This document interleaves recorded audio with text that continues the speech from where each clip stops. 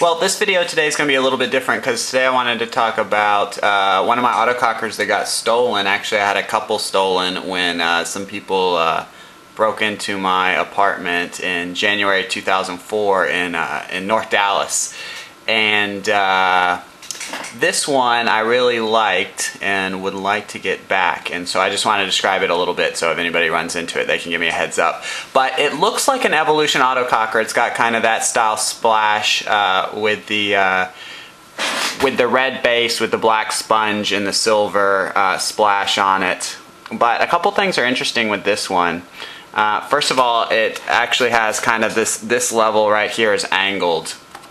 It's a right feed, and it has these cuts in it that I haven't seen before or since. It's got a standard P block, but it's not rounded like an Evolution. It's a little more square, and it's got this little tang piece that hangs over it. The other thing that really is probably different on this from any other autococker I've seen is the vertical adapter was threaded on the inside. So this piece was threaded, and then the vertical, the expansion chamber screwed into it. But I'll just go through a couple more pictures. This is just another view of it. Again, you can see the milling on the sides.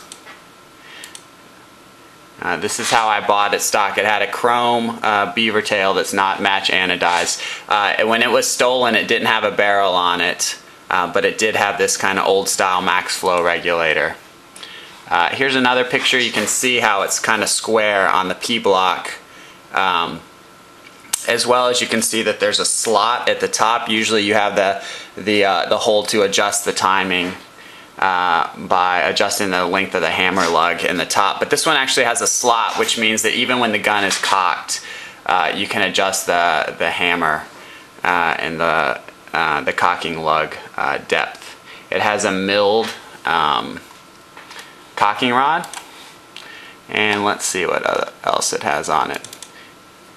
Here's another picture where you can see the little notch at the top.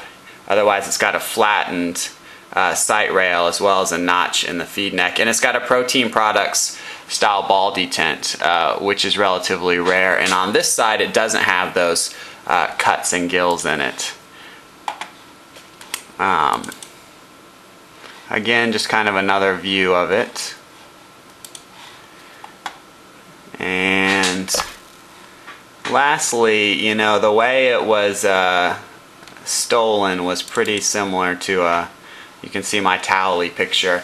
It looked pretty similar to this. It had this red macro line. It had an ANS Phase 2 Jackhammer rag, a bomb 3-way. It had the extended block screw, a red STO ram. They didn't steal it with the barrel, which I still have, and they didn't steal it with this matching grip frame, which I still have.